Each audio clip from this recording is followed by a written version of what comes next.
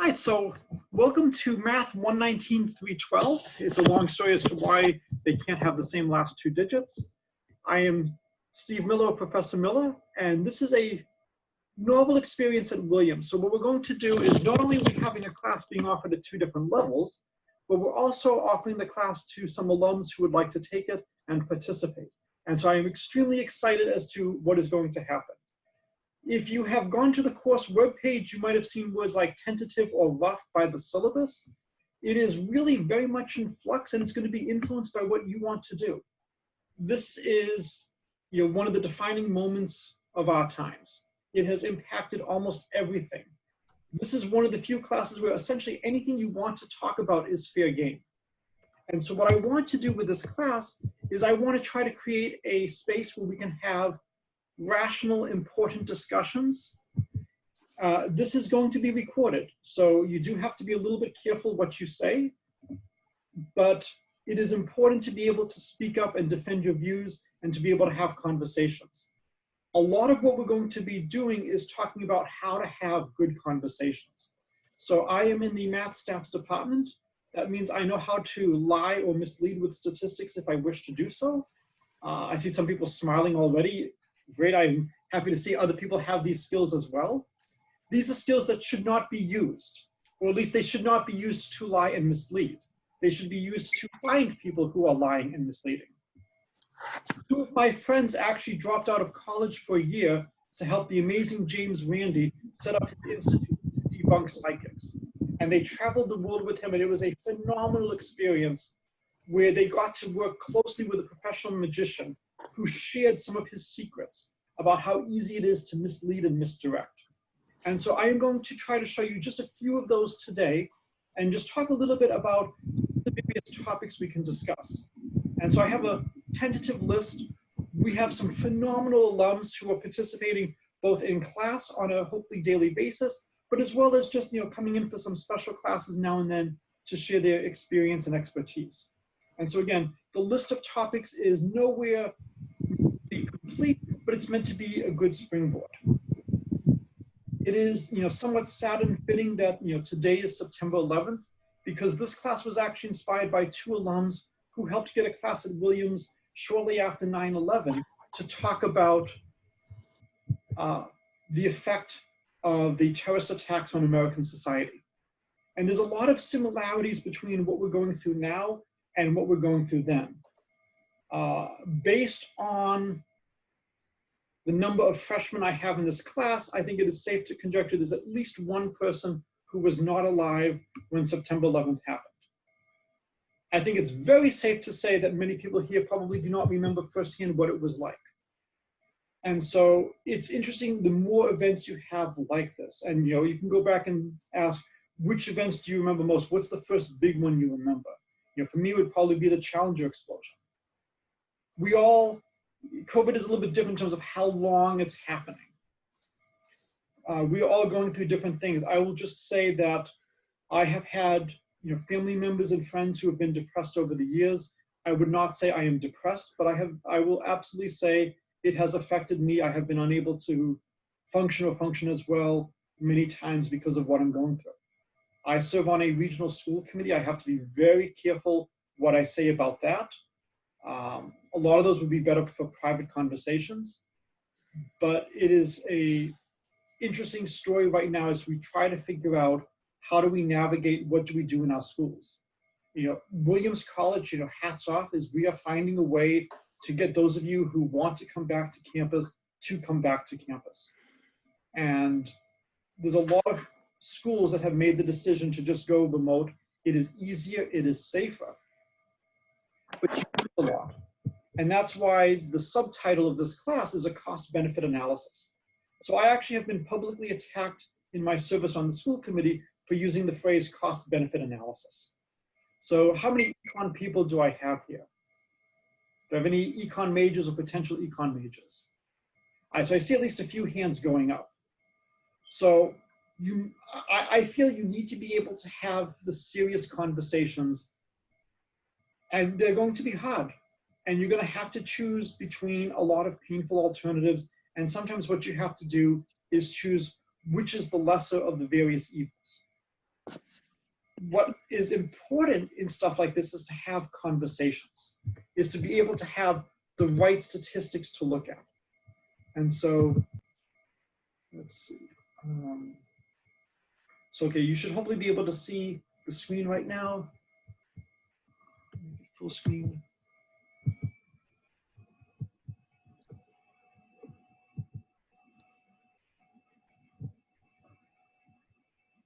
Okay.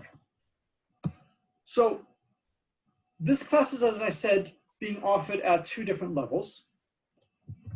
Math 119, so this is a 100 level course with basically no prerequisites except algebra. And Math 312, where linear algebra is preferred. What's important is, a little bit of math sophistication. You've seen some calculus, you've seen some derivatives. This is going to be useful for some of the mathematical modeling I want to do. I want to draw on classes from a variety of areas, from economics, from philosophy, from medicine, from journalism.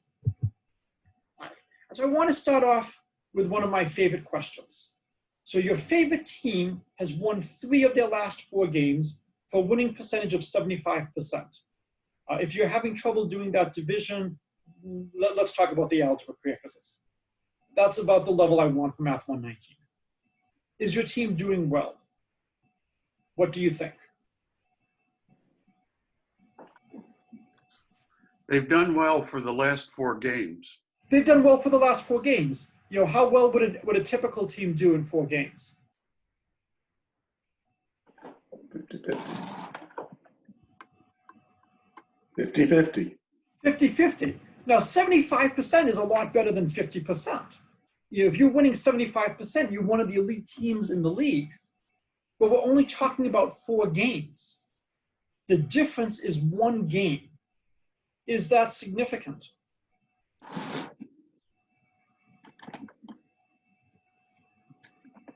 Are you convinced by this statistic? Not particularly significant. Not particularly. And in fact, a lot of times, if you really want to see bad statistics, watch a baseball game and listen to the announcers. They'll talk about how this batter does against this pitcher. And the sample size is so small that it's hard to really be convinced. But the other thing that I really want to talk to you about is one of the best lessons I ever learned in life was in one of my English classes in middle school, where the teacher said, always ask, why did the author choose to tell the story from this point of view? What is the agenda? What are they trying to do? What are they trying to reach? Is there anything that you might be able to deduce from the fact that I'm saying they've won 3 of their last 4 games? There's some information that's hidden here. There's a bias towards the team because it's, if you said they lost one, you might be more inclined to assume they're doing bad. Yes. So you think there's a little bit of a bias in what I'm presenting? Also, since you said favorite team, that implies you like the team, which means you would want them to do well. So excellent is that I might actually be choosing which team I'm talking about. In 2008, there was a very interesting result where Hillary Clinton and Barack Obama had exactly the same number of votes in one of the New York towns. It might have been Syracuse. It was someplace in upstate New York. And people were talking about how amazing it was that there was a perfect tie. What's amazing is not that there was a perfect tie, it was that there was a perfect tie in that specific place. If you look at how many places are voting, the odds are extremely high that there will be a perfect tie somewhere. If I'm choosing which town to focus on, I might be just deliberately choosing the one that makes me look good or has the interesting story, or is going to have the headline grabber. But let's think a little bit about this. So I'm giving you, they've won 3 of their last 4 games. So this is 1 game ago, 2 games ago, 3 games ago, 4 games ago. I claim that implicit in what I've told you, almost surely there is some additional information that should be true. Any thoughts on what might also be true? They probably lost their 5th game. more than probably, almost certainly they lost 5 games ago. Why can you say that? The statistic is biased because they're saying favorite team, and it's like about winning, not about like their record, I guess. Well, no, I'm saying they've won 3 of their last 4 games. If they had won 5 games ago, what would I have said? You would have said 4 out of 5. they won 4 out of 5. I would have said they've won 4 out of 5. So because I'm saying they've won 3 out of 4, almost surely they lost 5 games ago. What happened 4 games ago? They won. They won. Why did they win 4 games ago? Because if they had lost, then you would have said they're 3 out of 3. I would have said they've won 3 in a row. So we know it has to look like this now. And so in the first 3, we have 2 wins, 1 loss. So really, in the last 3 games, they're 2-1. In the last 5 games, they're 3-2. They're really playing like a 500 team. But if I choose exactly the right moment in time to look at them, I can make them look a lot better than they are. So whenever you look at statistics, I always want you to be asking, who chose the statistic? Is there an agenda? What are they trying to show? This was actually just sent by someone in the class earlier today. This shows you how much in advance I prepare my class lectures, because this is like slide 3. So this is a graph of COVID-19 cases, new cases in the past 7 days per million population. The blue are all the college counties, and the orange are all other counties in the US. And when you look at this, what do you see?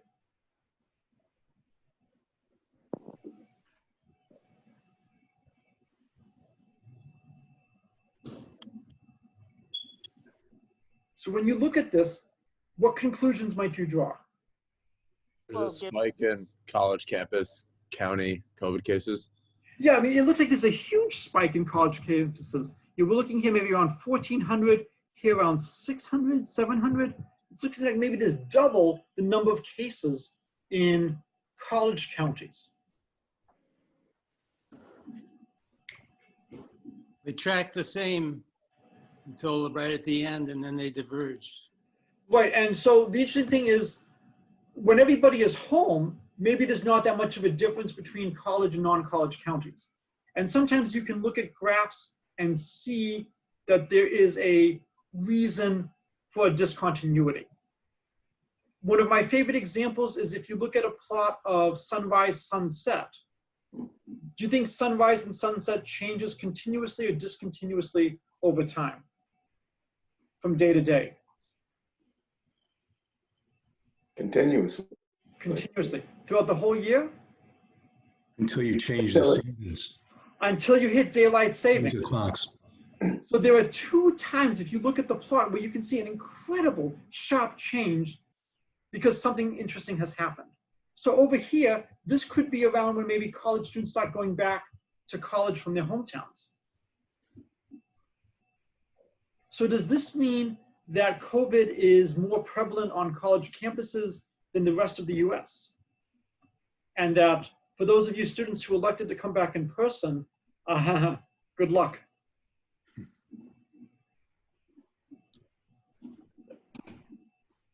It might just mean there are more people to account for now because of the shift of when people were at home and now people are on campuses.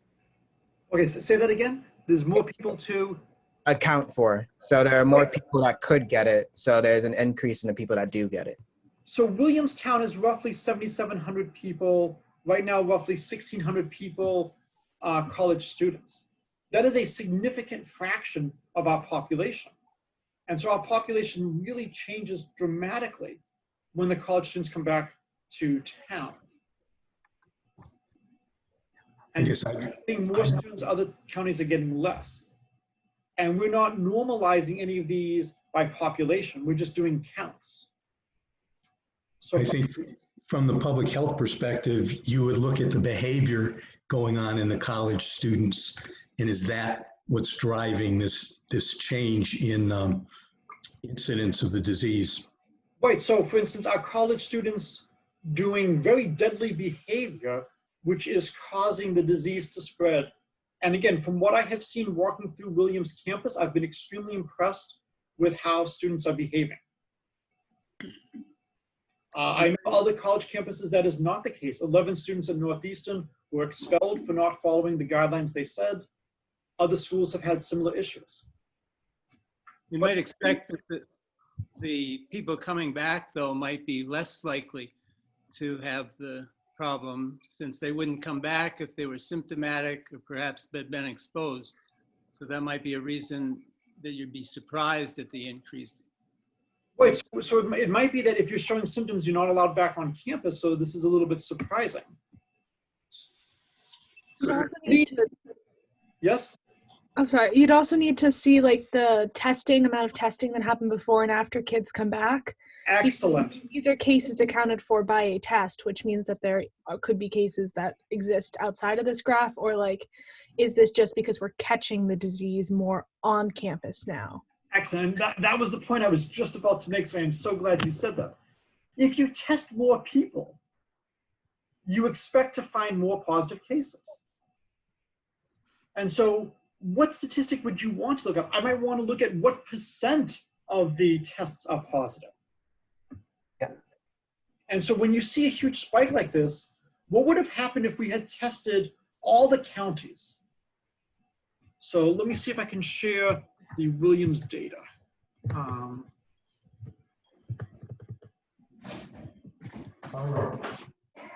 Where are you? Williams has done a wonderful job of making its data publicly available.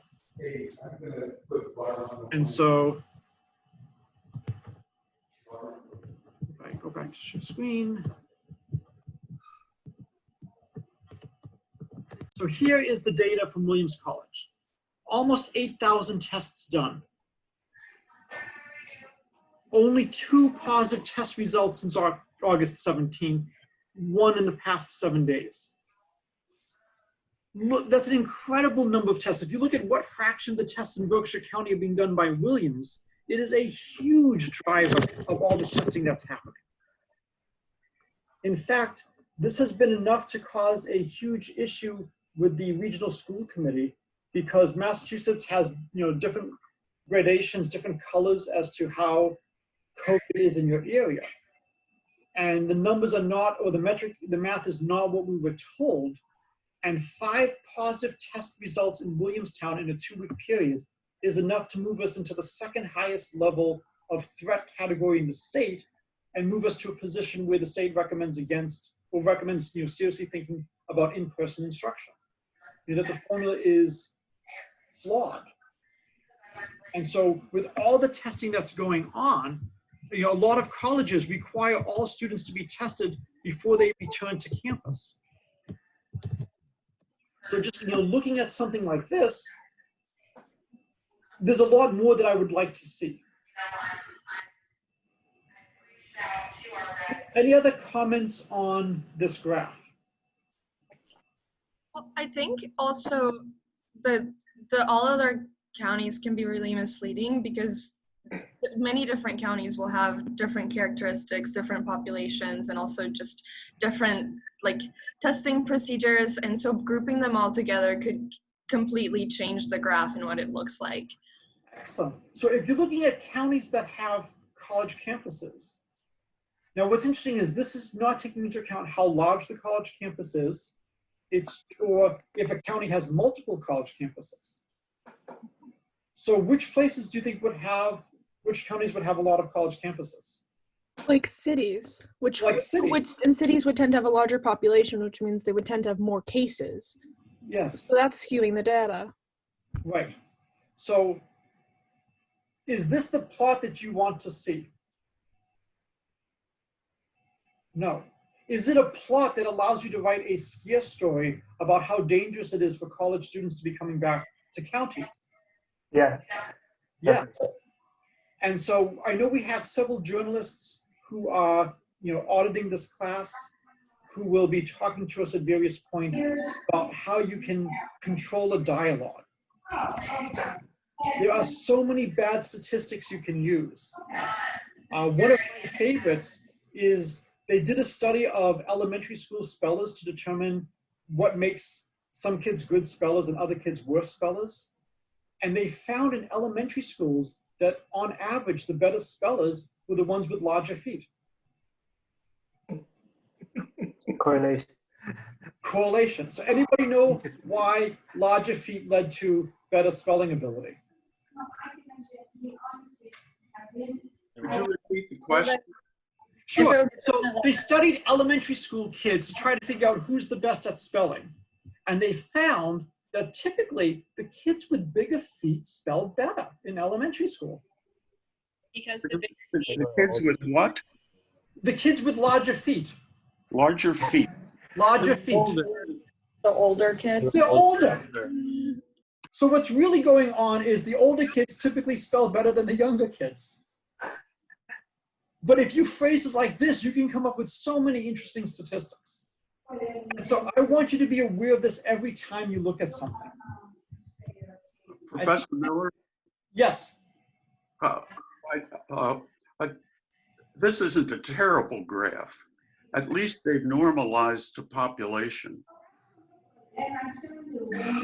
Did they normalize by population? Per million population, it says.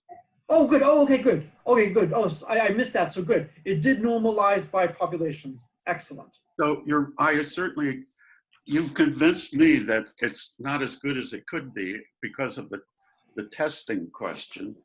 But I like to try to find any useful information I can, even Yes. at an imperfect graph. But here's one thing that's really scary.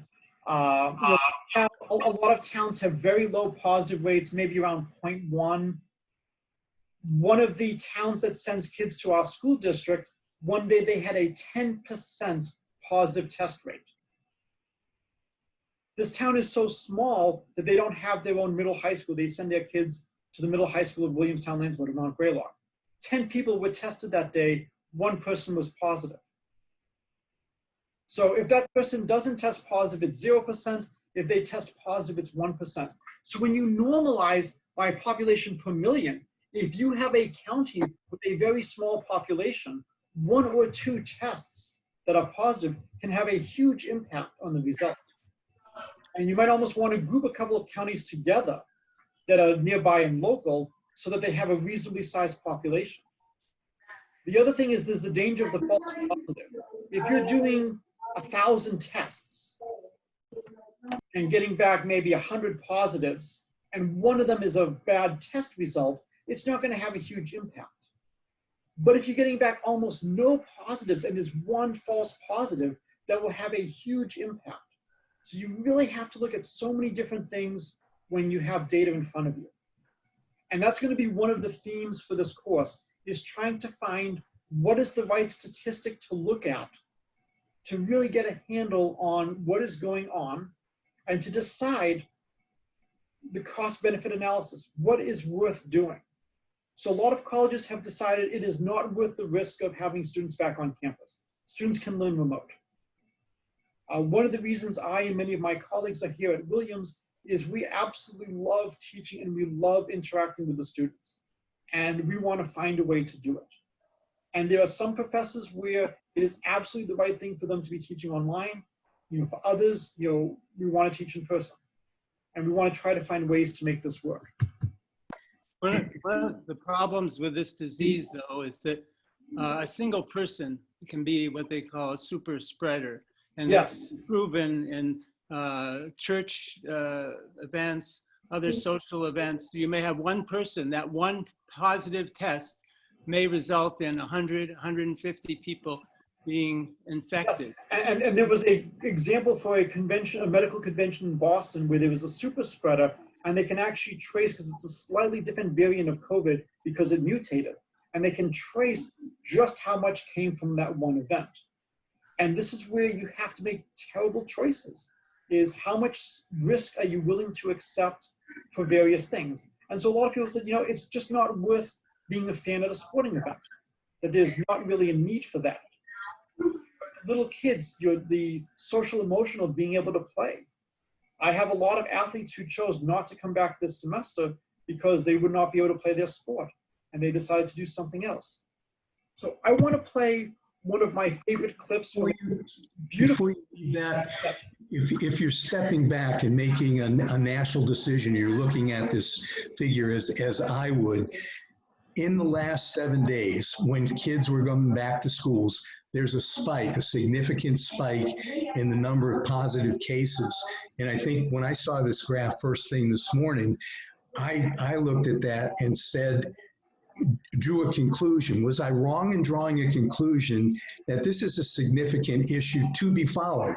And you look at Williams College, and I was really pleased to hear that the Williams students are behaving, but a lot different from Northeastern or other campuses. What I would say when you see this, it raises a question.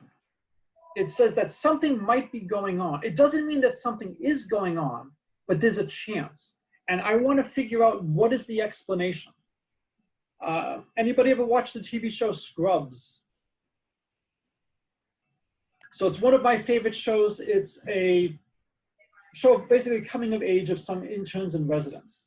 And Dr. Cox has one of his many rants to one of the young doctors, where he says that there is often a tendency to think of exotic explanations when frequently simple ones happen. If you hear hooves, don't think zebra, think horse. The horse is more likely.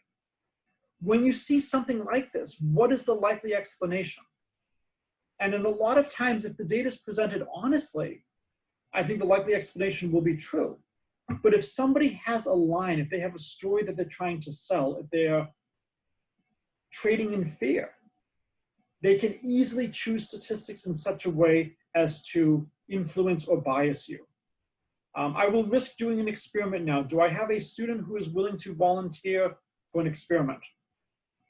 Professor Miller, I have a question about this graph. Yes. Before we, yes. So it says college towns, not college campuses.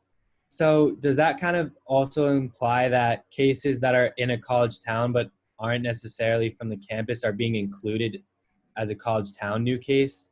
My feeling is yes, is it's talking about the count in the town.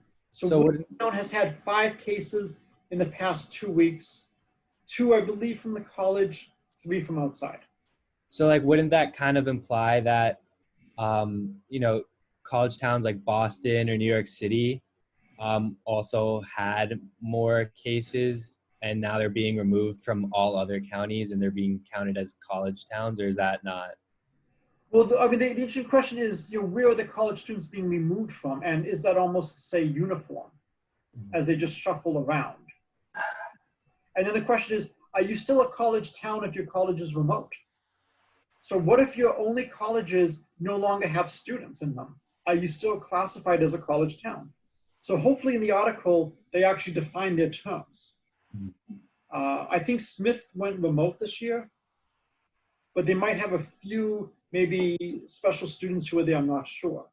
But you've really got to think about the different definitions. But those I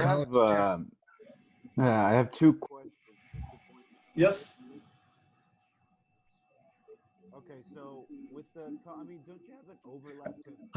I would just point out that those college towns were in blue before the students came back. So they were separated from the rest of the counties and actually had done better than the rest of the counties. So if you included Boston and New York, they were now doing better. And now the only difference was students came back and there was a spike.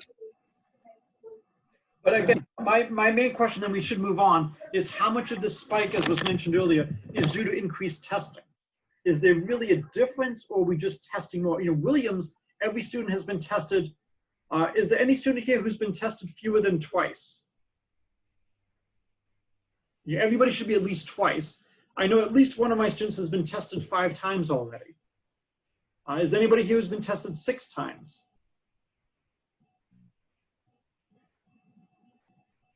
Okay. So does a student want to risk doing an experiment with me online? Do I have a volunteer? Yes. Okay, who said yes? Paul. Paul? Okay, Paul, I'm going to have you repeat a word 10 times fast, and then I want you to immediately answer a question without thinking. Say the first thing that comes to your mind. Are you ready? Yeah. Okay, say toast 10 times fast and then answer my question. Toast, toast, toast, toast, toast, toast, toast, toast, toast, toast, toast, toast, toast, toast. What do you put in a toaster? Red. Oh, very good. A lot of people will say toast because they're primed, although you paused a little bit. Yeah, it wasn't like immediate. It was not immediate. I knew something was coming.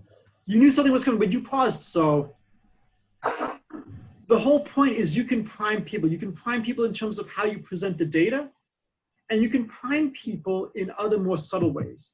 And so what I want to do is I want to play a clip from one of my favorite TV shows, Yes, Prime Minister. It is a wonderful, witty British comedy. It is essentially about how some of the civil service agents try to guide, shall we say, the elected political officials to doing what they want to do. And so it's about a 2-minute clip. I'm going to just play that right now. Okay.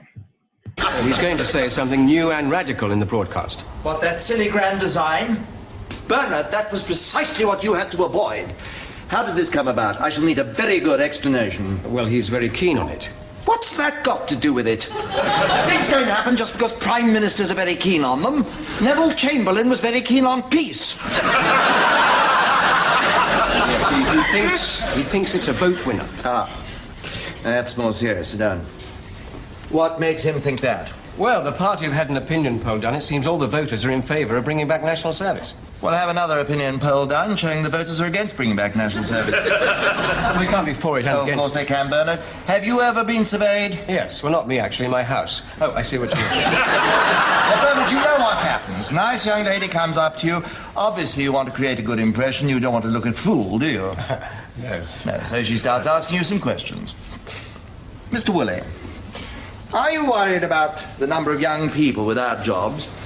Yes. Are you worried about the rise in crime among teenagers? Yes. Do you think there's a lack of discipline in our comprehensive schools? Yes.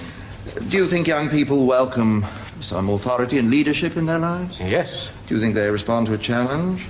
Yes. Would you be in favor of reintroducing national service? Yes. Oh, well, I suppose I might. Yes or no? Yes. Of course you would, Bernard. After all you've told you can't say no to that. So, they don't mention the first 5 questions and they publish the last one.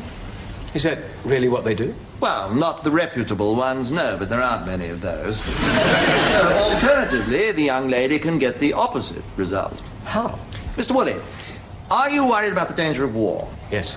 Are you worried about the growth of armaments? Yes. Do you think there's a danger in giving young people guns and teaching them how to kill? Yes. Do you think it's wrong to force people to take up arms against their will? Yes. Would you oppose the reintroduction of national service? Yes. There you are, you see, Bernard. The perfect balanced sample.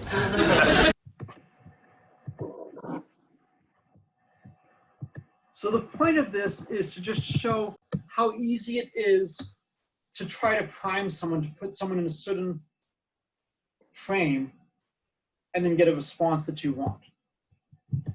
Okay. So I want to give a little homework problem, a little bit more theoretical. This is for the 312. Those of you who are taking it for 312, everybody's of course welcome to try this.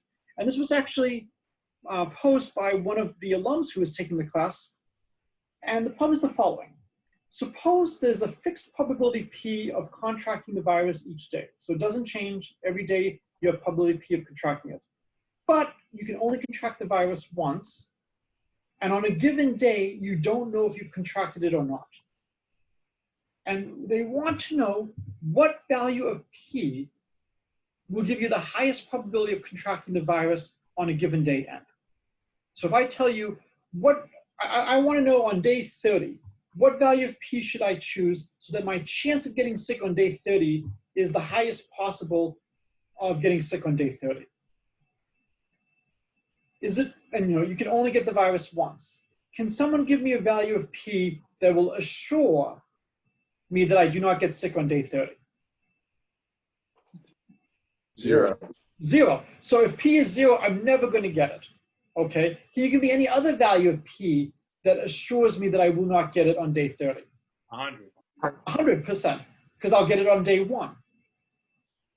So if you start off with 100%, you have a 0 chance of getting the virus on day 30. what happens as P goes down from 100? What's going to happen to the probability that you get it on day 30? So increase. It's going to go, and you think it's going to always go up? No, No, what's going to happen? Eventually it's going to start going down. It's going to eventually start going down. And so this will be very similar to almost like the Laffer curve from economics, if you've seen that. There should be some unique P that gives you the highest chance of getting it on day N. And so the question is, find P as a function of N. Okay, so I want to just quickly go through some things that I thought would be interesting and worth talking about. And then if there are other items you want to add in, please let me know. This is all very tentative. So the first was just talking a little bit about some origins of diseases and whatnot, some simple mathematical system, a little bit of talking about some review of statistics or an introduction to statistics if you've never seen it before. Our next set is a little bit on the advanced mathematical systems. And so some of these lectures might be more geared towards the 312, solving some systems of differential equations, trying to come up with ways to model things like COVID. And I'm actually talking with some health officials who actually serve in state governments in New England about trying to come up with mathematical models to try to explain not just how the disease is spreading, but how you can stop the spreading. Talking about flattening the curve, introduction to chaos and parameter sensitivity. So this is one of my favorite things. One of my students in the past has actually testified on C-SPAN on climate models. And what he's noticed is that in a lot of these climate models, they are extremely sensitive to some parameters. If you change some of the parameters by an extremely small amount, you get wildly different predictions. And so one of my favorite examples of this is a pendulum. So if you have a pendulum just hanging down, it's an equilibrium here. If I move it over a little bit, it's going to just swing a little bit back and forth.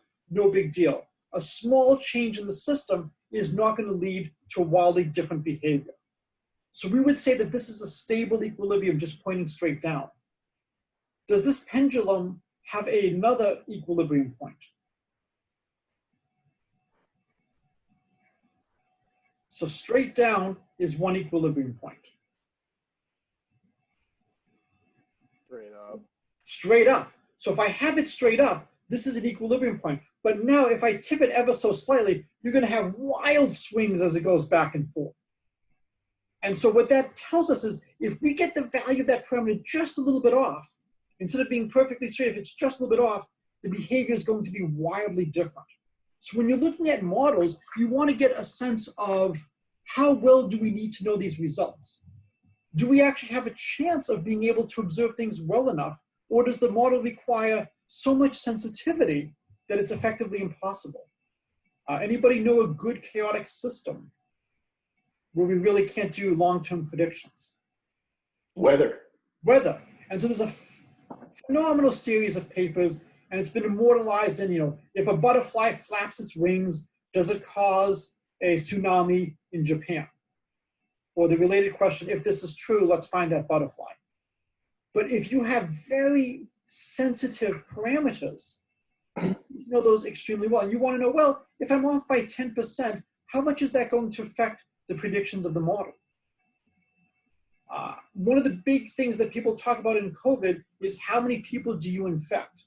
And it makes a huge difference if each person is infecting on average more than one person or less than one person in terms of whether or not the disease is going to die out or spread. So we'll talk a little bit about parameter sensitivity. We will talk a little bit about diseases and models. There's going to be a lot of interesting discussions about the individuals versus the state. Is at what point does the state say you must do this versus it is recommended that you do this? So right now on Spring Street, do you have to wear a mask? I honestly do not know the answer, and I would love to know the answer. To enter a lot of the stores, you have to. But once you're eating out, so that's going into the store. So going into the store, yes. But if you're walking on Spring Street, and the answer might be different if you're a college student versus if you're a town citizen. Do college students have to wear masks on Spring Street if they're not eating? Yes. Okay. What about town people? No, I don't think so. Okay. Now, there's a lot of stuff on Spring Street that says, thank you for wearing a mask. Thank you for helping to keep everyone safe. And a lot of people will put on a mask when they see something like that. But there's a lot of talk about at what point do you force action versus try to ask people to do things. As a faculty member, if you tell us to do things, we're often a very independent bunch. We don't like that. If you ask us to help out, we will often do anything we can. And so there's going to be a lot of interesting discussions about situations like this. One of my friends who's a stats professor has said COVID is the perfect storm. If it was less deadly and less infectious, it would be clear what to do. If it was more deadly and more infectious, it would be clear what to do. It's in a sweet spot where it is a very difficult decision. Do we do the lockdown? Well, the original models said that if we didn't do the lockdown, 2.2 million Americans would die. That's more than 0.5% of the country. And when you have numbers that large, can you afford to take the chance? But if the number is now 160,000, 200,000, you're talking about potentially 4 very bad flu seasons. And so it becomes a very challenging question. So we will hopefully have some philosophy professors join us talking about individuality versus public good. We will have people from the law talking to us about various things for that. Huge issues are going to be COVID and the economy. So I serve on a school district. We are publicly supported. And when the state coffers are hit, right now they are still preserving the education budgets. We can do this for a year. Williams College can do this. But there are a lot of other institutions that are going to, I think, be in enormous trouble and may fold. There's a lot of businesses that are going to be fold. How do you weigh the economic impact versus the health risks? We will talk a lot about COVID-19 in the media. And we just saw a little bit of example today that there's so many different ways of reading this graph. And the question is, what is trying to be presented? We'll try to hear from some medical frontline workers, talk a little bit about cost-benefit analysis. And in mathematics, we sometimes are called callous people for assigning dollar values to things, but you need this to be able to compare and to try to make decisions. One of the things that is so difficult is it is tough to look at what the long-term consequences are going to be for certain actions. You can see COVID deaths. It's a little bit harder to see the educational cost 10 years down the road from what we're doing. Related to this is now the fear that COVID might actually, in people who recover, cause some long-term cardiovascular troubles. So that it might not just be that if you go through it and become asymptomatic, that everything is fine. There could actually be some long-term side effects. When the vaccines come out, there's not going to have been a 10-year trial to see if there are long-term health effects from the vaccines. Who gets vaccinated? Who makes the choice? So another one is going to be agendas in hindsight, is that it is very easy to look back in time and laugh and say, I can't believe they did this. This was such a mistake. What do you do with the data that you have at the time? And your people are trying to make the best decisions they can in uncertain, changing environments. And we'll try to look at other things. So again, it is fitting that this is September 11th. This class was inspired by 2 alums who helped create a class on 9/11. One of the worst times to make decisions is when you're afraid, when something has just happened. And this is why you never want to be rushed. You want to have some time to be thinking about things. But frequently you don't have that luxury. And this is why you often have backup plans and backup plans for backup plans. Any hockey fans here?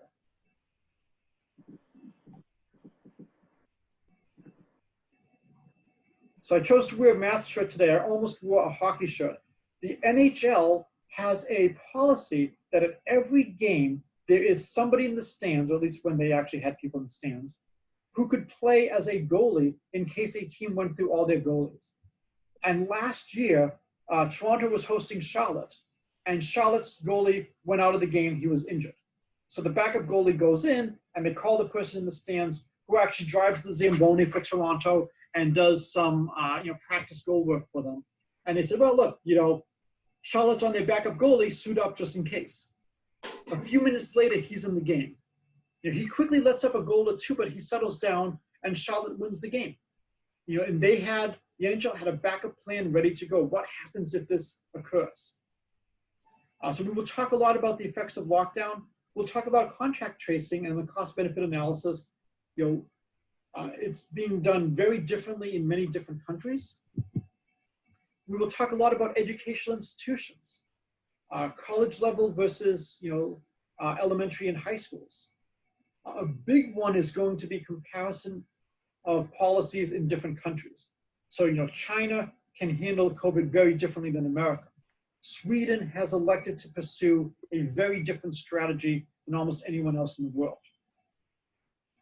And then also personal responses to COVID. Okay, so these are basically meant to give you a sense of what this course is meant to be. This is not going to be your standard math course. It is not going to be equation after equation. To me, that is not what is needed for a high-level math class. So I do a lot of work with students in baseball mathematics and sabermetrics. And frequently, it's really simple formulas that make a difference. The question is, can you find the right way to look at a problem? And frequently, it's that insight. What's the right statistic? What's the thing that really matters? If I were to assign a textbook for this course, I might assign Moneyball by Michael Lewis, which is about why the Oakland A's for years were able to be successful in baseball with a budget significantly less than other teams. And a lot of it was because they had a better sense of what statistics really mattered. And they could trade people who had the glowing statistic that everybody loves, but those statistics didn't really translate into winning games. And so, one of the things I want you to be thinking about for the next class is which statistics do you think really matter in all the stories you're seeing on the media about the COVID pandemic? So we just saw one plot today about the infections in college towns. What statistics do you think really matter and should be used to guide public policy? So if you could choose 4 things that you could get to know perfectly, what would they be and why? So we've got about a minute left, so I'll just open it up in case there's any general questions about I have one suggestion. In Yes. medicine, we never say cost benefit. We always say risk benefit and include the cost. If it's an increased cost, that's a risk.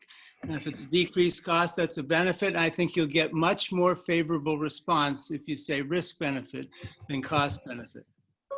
Thank you. So one of the nice things is that we can adjust on the fly. So welcome to Math 119-312, the mathematics of pandemics and a risk-benefit analysis of responses. So I don't know if I can change it on the transcripts. But I think you need to do it at the school boards and things. No, and this is a really valid point in terms of how you present. You talk about how many people die from a treatment or how many people survive. And a lot of times it's just the way you phrase things is going to affect how people perceive it. I agree.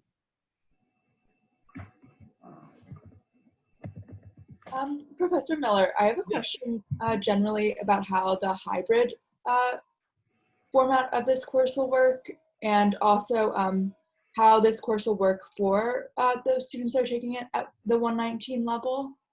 Yes. So basically what I will be doing is I will be teaching the class in such a way that if you want to zoom in, you will be able to zoom in. And I will have an iPad pointing at the blackboard if it happens to be a day when I'm using the blackboard. And I will be monitoring the chat and having somebody watch the chat for me so that if you have questions, I can hear it. I might actually just even take my phone with me to class so that if I'm missing it, you just call me. If things are not going well or if I'm not hearing you, you just have to let me know. This is a little bit of an experiment for all of us, having this many kids half in person, half remote. The goal is to have everybody your full participant. But one of the nice things is, if you have to miss a class, if something comes up, everything is going to be recorded. And so I've been doing this for all my classes for the last 6 years. You might have seen the meme that some of my students sent when we went to online classes last year. It took me about 20 seconds to email my students and say, okay, we're now just watching the videos from 2018. I don't like that as much as teaching live. I love the ability to have interactions with students, to have your perspectives. And this is a class that is unclear where we're going to go. And a lot of it is going to depend on what you want to pursue. So you should all be thinking, which of these topics or other topics excites you? And I'll be asking you to tell me which ones you want to look at in greater detail and help present material to the class. Now, one of the wonderful things is we have a lot of phenomenal alums who are with us, some of them in person right now, others who will be watching asynchronously.